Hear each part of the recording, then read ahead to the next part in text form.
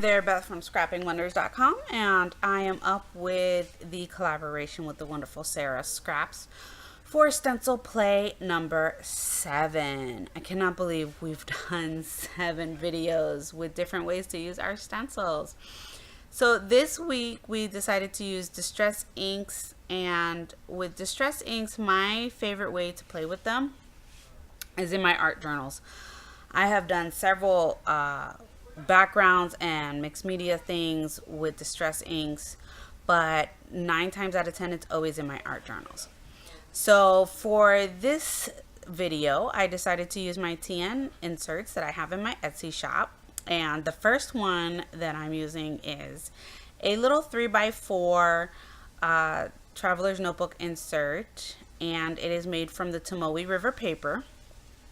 And I've said in several other videos that this paper is simply amazing. It's super thin paper, and nothing really seems to bleed through it. So I grabbed my cracked pistachio distress ink, and you saw I used it basically like as a watercolor by smushing it on my glass plate there, and then adding water to it and painting. I put 2 layers because the first layer was just too light for me. And then I came in with gray soot in this raindrop looking stencil thing here, and just kind of randomly stenciled through that. And I absolutely loved the way that looked. And I probably could have stopped there, but when I start playing with my Distress inks, I can't stop. I gotta keep going. So then I grabbed a Donna Downey flower stencil, and oh my goodness, what color was it that I used? It was not the Mermaid Lagoon. It was the other one. I think it was Peacock Feathers. That's what it was. So I used this Donna Downey flower stencil and then Peacock Feathers, and I did the flowers on here.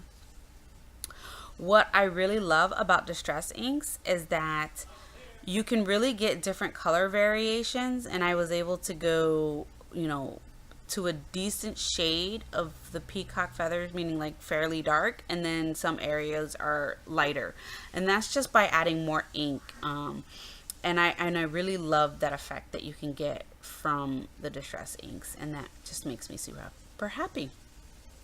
And you can see I now have 3 layers of Distress ink on this little insert with the Tomoe River paper, and there's still no bleed through. So I think that's amazing, especially when you consider how thin that paper really is. So then I grabbed my Dina Wakley stamps, and I have no idea what the stamp set is called, but it's just a bunch of cute little birdies. And I grabbed these little birdies, and then I used the precision stamp thing, Stamp Perfect. There you go, not precision, it's the Stamp Perfect. I got this for a really great price at Michael's with one of my coupons, for like that 50% off. And I used that because I wanted to stamp them twice to have a really dark outline of the birdies, because I'm going to fussy cut them out. So then I just made sure that my archival ink was dry, and I went back to my Distress inks. So this one is Shaded Lilac, and I'm going to color in the entire birdies with the Shaded Lilac. Now, because this is just regular cardstock, it didn't hold up quite well to the water, and I could tell that if I kept going that the what was going to end up happening was it was going to end up pilling. So the paper was going to start coming up in like little nuds, or I don't even know what you call it, but basically pilling. So then I would have these little pieces of paper that were up, and I didn't want that. So I really tried to be careful with not getting it too saturated, which is why I used my water brush as well. Then I grabbed the Blueprint sketch, and at first I was just gonna kind of like make the bellies darker, but then I decided to go over the entire bird, and I still have some areas that are lighter than others, so that there's like highlights going on here. I'm not the best coloring person in the world, but I did the best I could. So then I grabbed some ground espresso, and I added a decent amount of water to it on my plate, just so that I could get it a little bit lighter, because I didn't want it too dark, but I used that for the branch. And then I'm just gonna go ahead and literally just fussy cut this out. So don't worry, I don't make you watch the whole thing. But first I have to make sure that my birdies are dry before I pick them up and start messing with them. And it's a good idea to dry it from the back as well, just to make sure that it is fully dry. So here I go, fussy cutting. And it really didn't take me that long to even fussy cut this out. I mean, it wasn't a very intricate cut or anything like that. And it made me happy to have my little birdies ready for my little insert as my focal point. So there they are, and I used my mono adhesive multi-medium glue from Tombow, and that's just what I've been using lately. It works really well for putting stuff down on mixed media.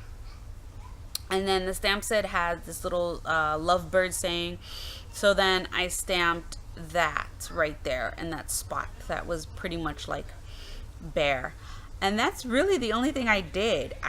That was it for this this portion of this little art journal mixed media thing. It just made me happy. Oh no, I forgot my bleed proof white paint from Dr. P.H. Martin's.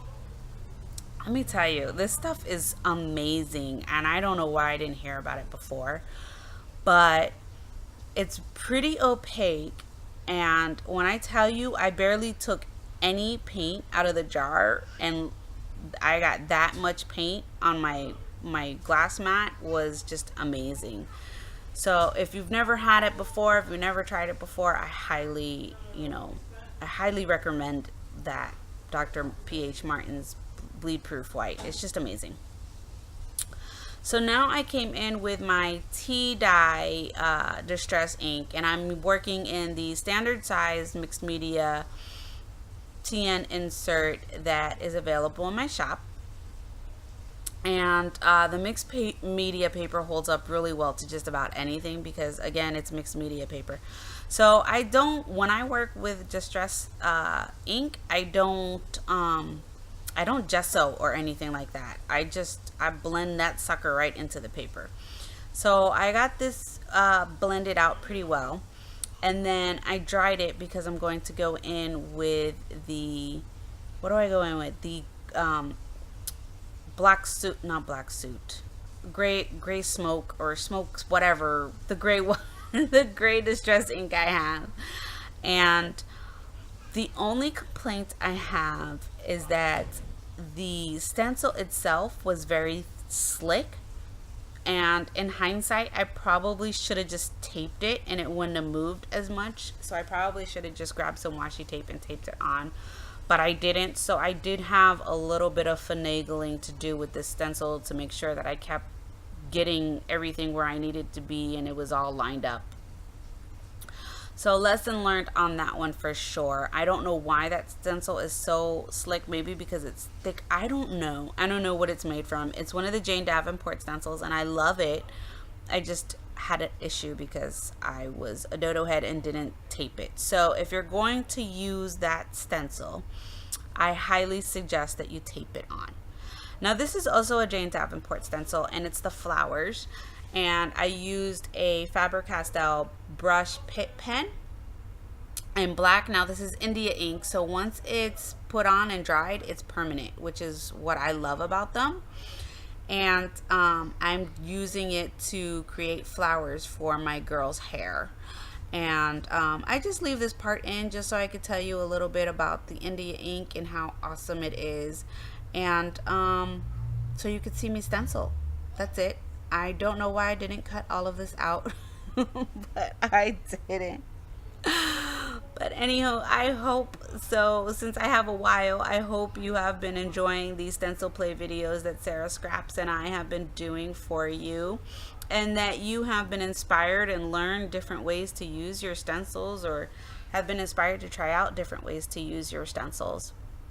What I love about this episode for me is that I used my stencils in so many different ways that I feel that, you know, there's inspiration there for everyone with the different ways that I used my stencils, because I used them with the distress inks for layering, and I used them for creating a focal point as well.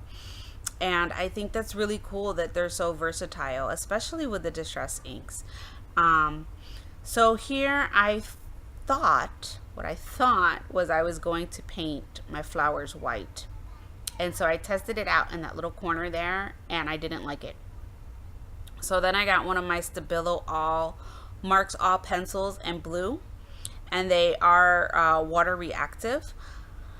And I put that over there in that spot, and I didn't like that either.